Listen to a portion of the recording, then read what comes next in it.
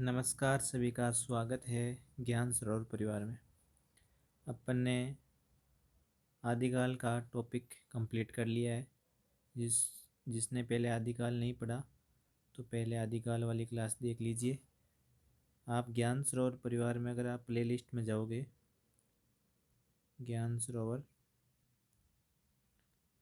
Publication YouTube channel की आप playlist में जाओगे तो आपको वहाँ पे हिंदी साहित्य से आपको दिख जाएगा। ठीक है, वहाँ पे पहले आदिकाल की क्लास लेना, इसके बाद आप भक्ति काल देखना। बहुत ही अच्छे तरीके से इसमें समझाया गया है। तो देखो, पूरा का पूरा सिलेक्शन कंटेंट है। पहले मैं आपको बता देता हूँ, कोई फालतू चीज़ में इसमें आपको नहीं पढ़ने की ज़रूरत नहीं है। ये पढ़ लेना, इसके अलावा आपको कुछ भी पढ़ने की ज़रूरत नहीं है। ऐसा क्यों कह रहा हूँ मैं, आप वीडियो देखोगे तो आपको भी पता चल जाएगा। देखो, भक्ति काल, भक्ति काल आपके चलता है 14वीं सदी से लगाकर 17वीं सदी तक। भक्ति शब्द का सर्वप्रथम उल्लेख कहाँ मिलता है? श्वेताश्वर उपनिषद में मिलता है। तो पहला कथन ध्यान रखना, श्वेताश्वर उपनिषद यहाँ क्या मिलता है? भक्ति शब्द का उल्लेख मिलता है। ठीक है, आगे देखना, भक्ति काल की विविध संज्ञाएं अपन देखते हैं। डायरेक्ट क्वेश्चन आता है कि भक्ति काल को लोक जागरण काल किसने कहा? तो ये दो जनों ने कहा था, एक तो रामविलास शर्मा और आचार्य हजारी प्रसाद द्विवेदी। ठीक है, डायरेक्ट कथन एग्जाम में आता है। लोक जागरण, एक तो रामविलास शर्मा और एक हजारी प्रसाद द्विवेदी। फिर पूछते हैं कि धार्मिक पुनर्जागरण का काल व श्रवण काल भक्ति काल को किसने कहा? ठीक है, तो ये आपको ध्यान रखना, ये ग्रीष्य ने कहा था, श्रवण काल और धार्मिक पुनर्जागरण काल। आगे देखना, फिर आता है कि भक्ति काल को प्रेम मार्ग किसने कहा? तो ये मैनेजर पांडे ने कहा है। भक्ति काल को पूर्व मध्य काल किसने कहा? तो रामचंद्र शुक्ल। मोस्ट इम्पोर्टेंट है, जब शुक्ल की बातें आती है तो डायरेक्ट आपको एग्जाम में ध्यान रखना है, भक्ति काल को पूर्व मध्य काल किसने कहा? तो आपके आचार्य रामचंद्र शुक्ल ने कहा। भक्ति काल को माध्यमिक काल किसने कहा? तो मैं से माध्यमिक, मैं से मिश्र बंधु कर देना आप। पूर्व मध्य, जब पूर्व की बात करें सबसे पूर्व में आपके रामचंद्र शुक्ल। प्रेम में कौन है? पांडे जी। धार्मिक पुनर्जागरण और श्रवण काल ग्रेसन। लोक जागरण में रामविलास शर्मा और हजारी प्रसाद द्विवेदी। ठीक है, अब आपके आता है भक्ति काल की विशेषताएं। यहाँ से भी डायरेक्ट क्वेश्चन आता है कि भक्ति काल में क्या विशेषता आती है?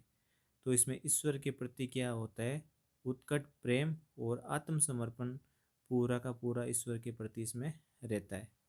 समानता का भाव रहता है, गुरु की महिमा रहती है, शास्त्र ज्ञान की अनावश्यकता, नाम महिमा स्मरण कीर्तन श्रवण माध्यम से होता रहता है। इसमें ईश्वर का नाम रूप से भी बढ़कर है। ईश्वर का नाम जो आपका रूप है उससे भी बढ़कर माना जाता है भक्ति काल में। अहंकार का पूरा का पूरा इसमें क्या हो जाता है? आपके त्याग। लोक जीवन से इसमें क्या हो जाता है? जुड़ाव। ये आपको ध्यान रखना है। आगे देखो, इसके बाद आपके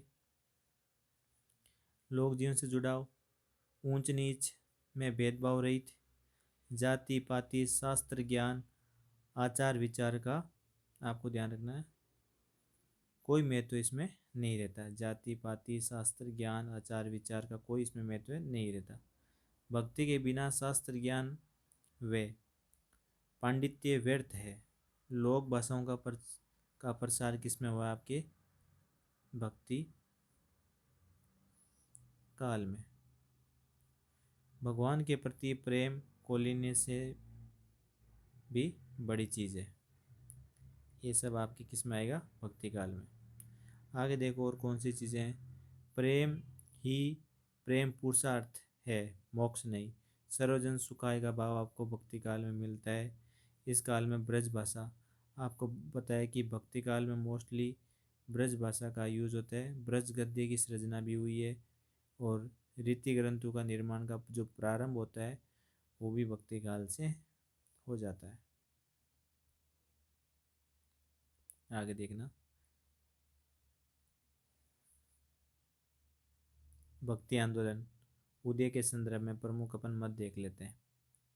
देखो, राजनीति पराजय का परिणाम मानने वाले विद्वान, कि भाई भक्ति आंदोलन का उदय कैसे हुआ, जो राजनीतिक पराजय का परिणाम मानने वाले विद्वान कौन है, तो इसमें एक आपके शुक्ल आ जाता है और बाबू गुलाब राय आ जाता है और राम कुमार वर्मा तो साथ में रहता है। ठीक है, ये राजनीतिक पराजय का परिणाम मानने वाले विद्वान है, शुक्ल, गुलाब राय और राम कुमार। नेक्स्ट अपन बात करते हैं सांस्कृतिक और धार्मिक सामाजिक परंपरा के सहज विकास का परिणाम है कौन, भक्तिकाल। सामाजिक सांस्कृतिक धार्मिक सामाजिक की बात आपके हजारी प्रसाद द्विवेदी करते हैं।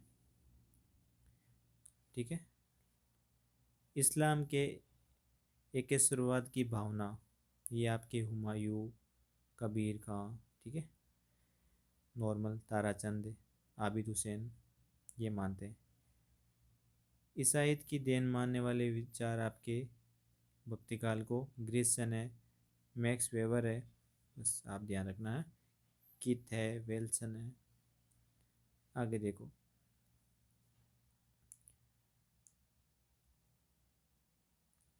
भक्ति आंदोलन के उदय के संदर्भ में विभिन्न विद्वानों के क्या कथन है। देखो, भक्ति आंदोलन इस्लाम के भारत आगमन की प्रतिक्रिया स्वरूप उत्पन्न हुआ है। देखो, शुक्ल जी क्या कहते हैं कि जो आपका भक्ति आंदोलन है वो इस्लाम के भारत आगमन, जब इस्लाम भारत आगमन करता है कि प्रतिक्रिया स्वरूप उत्पन्न हुआ है, ये शुक्ल जी का कथन है। ठीक है,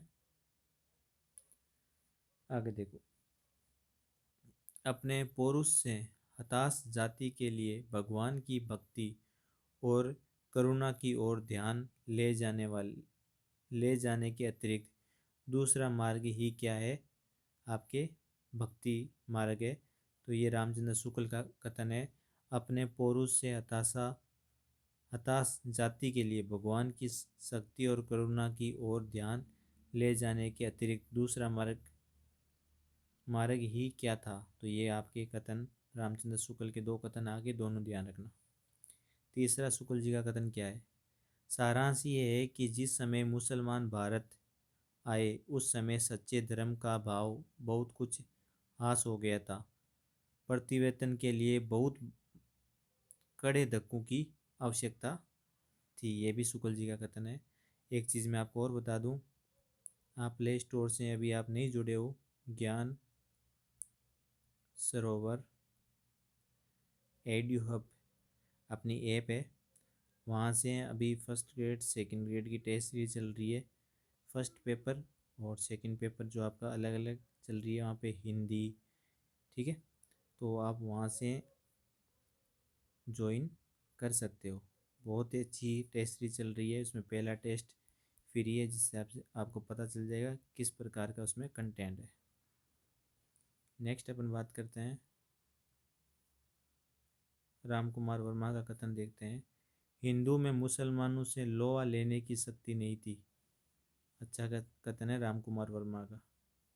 इस ऐसा अवस्था में उनके पास ईश्वर से प्रार्थना करने के अतिरिक्त कोई साधन नहीं था। राम कुमार एक कटाक्षा इसमें बात करिए हिंदू पे। ठीक है, बाबू गुलाब राय देख लो, मनोवैज्ञानिक तथ्य के अनुसार हार की मनोवृत्ति में दो बातें संभव है, या तो अपनी आध्यात्मिक श्रेष्ठता दिखाना या भोग विलास में पढ़कर हार को भूल जाना। भक्ति काल के लोगों में प्रथम प्रकार की प्रवृत्ति पाई गई है। तो मनोवैज्ञानिक तथ्य के अनुसार ये आप चीज़ें ध्यान रखना, ये बाबू गुलाब राय का कथन है।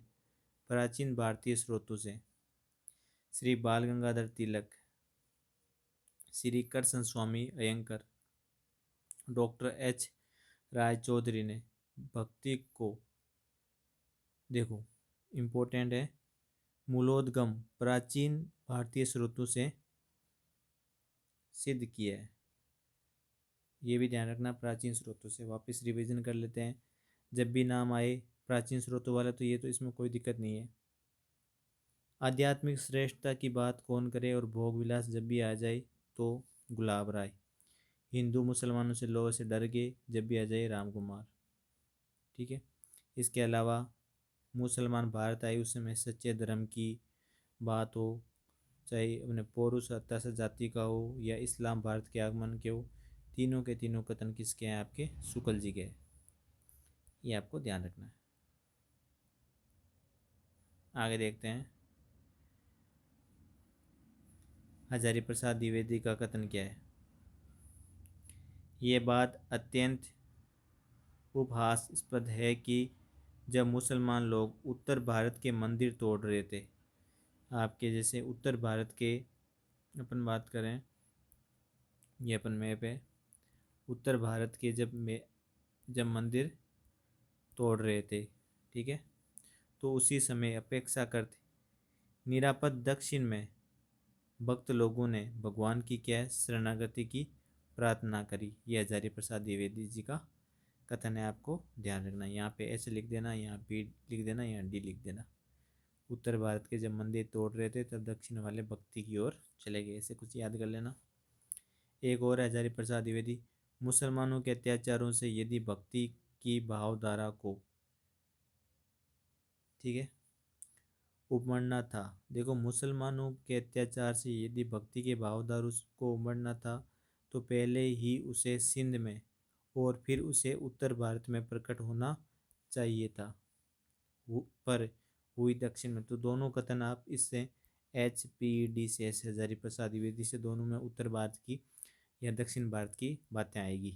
ठीक है, तो आप अच्छे से समझ सकते हो। आगे देखना, भक्ति आंदोलन। देखो, मैं जोर देकर कहना चाहता हूँ कि इस्लाम यदि भारत ने भी आया होता तो भी यहाँ का भक्ति आंदोलन बाहर आना, ठीक है, वैसा ही होता जैसा रहा है। ये फेमस कथन है हजारी प्रसाद द्विवेदी का। वास्तव में हजारी प्रसाद द्विवेदी ने भक्ति आंदोलन को दक्षिण के अलवर से चलने वाली एक सहज परंपरा का विकास माना है। ठीक है, ये हजारी प्रसाद द्विवेदी का कथन है। आपकी इस्लाम भारत ने भी आया होता तो बाहर आना। आप ये एग्ज़ाम में डायरेक्ट बहुत बार एग्ज़ाम में क्वेश्चन आया हुआ है। आगे देखो, डॉक्टर सत्येंद्र भक्ति का उद्भव द्रविड़ों से मानते हैं। वे लिखते हैं कि भक्ति द्रविड़ उपजी लाए रामानंद। कौन कहते हैं ये? डॉक्टर सत्येंद्र। अगला कथन है, भक्ति काल को पौराणिक धर्म का पुनरुत्थान का, कि भाई भक्ति काल को पौराणिक धर्म का पुनरुत्थान किसने कहा? तो रामरतन भटनागर ने। ये पहला भारतीय नवजागरण था जो कश्मीर से कन्याकुमारी और गुजरात से असम तक फैला हुआ था। ये कथन किसका है? आपके बच्चन सिंह जी का कथन है, ध्यान रखना। ये पहला भारतीय नवजागरण था, ये पहला भारतीय नवजागरण था जो कश्मीर से कन्याकुमारी और गुजरात के असम तक फैला हुआ था। ये बच्चन सिंह जी का कथन है। नोट देखना, शिवजी को समर्पित श्वेताश्वर उपनिषद में निर्गुण भक्ति को सर्वप्रथम संकल्पना मिलती है। तो शिवजी को समर्पित श्वेताश्वर उपनिषद में निर्गुण भक्ति को सर्वप्रथम संकल्पना मिलती है। इम्पोर्टेंट कथन है, ध्यान रखना। पूछ सकते हैं निर्गुण भक्ति को सर्वप्रथम संकल्पना कहाँ मिलती है? तो श्वेताश्वर उपनिषद में।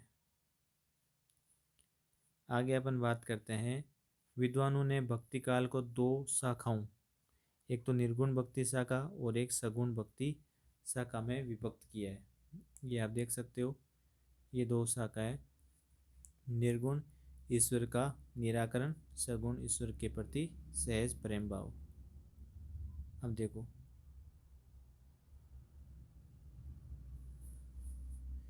ज्ञान मार्गी, थोड़ा सा अपन इसको नीचे करते हैं और ऐसे कर लेते हैं। देखो ये ऐसा चलेगा, ये इसके पूरा टेबल बनाएगी ऐसे। निर्गुण में आपके दो आ गए, एक तो ज्ञान मार्गी में संत आ गए, प्रेम मार्गी में आपके सूफी आ गई। सगुण में दो आएंगे, एक आपके राम मार्गी में भगवान राम जी के, और कृष्ण मार्गी में भगवान कृष्ण से संबंधित। तो निर्गुण में देखो दो चीज़ आती है, एक तो ज्ञान मार्गी पे चलने वाले संत, और प्रेम मार्गी पे सूफी। विदेशी काव्य, विदेशी साहित्य हो गया। अब देखो निर्गुण भक्ति काव्य की विशेषता देखो। इस काव्य धारा को आचार्य शुक्ल ने निर्गुण पद का नाम दिया है। देखो निर्गुण भक्ति काव्य में बात करते हैं, इस काव्य धारा को शुक्ल ने क्या कहा है? निर्गुण पद का नाम दिया है। निर्गुण निराकर ईश्वर में विश्वास,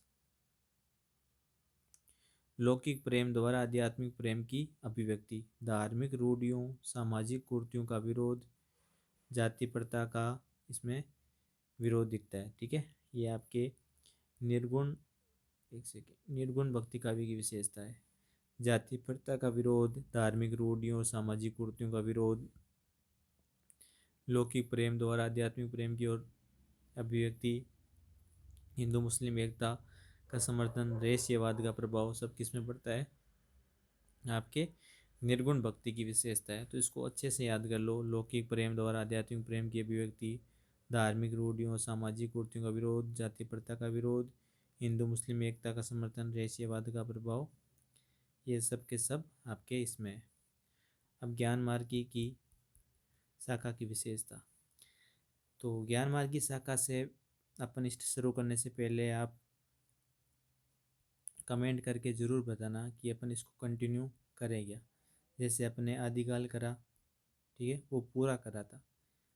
ठीक है, इसके बाद अपन ने भक्तिकाल शुरू करा है। आप कमेंट करके ज़रूर बताना कि इसको अपन आगे कंटिन्यू करेंगे।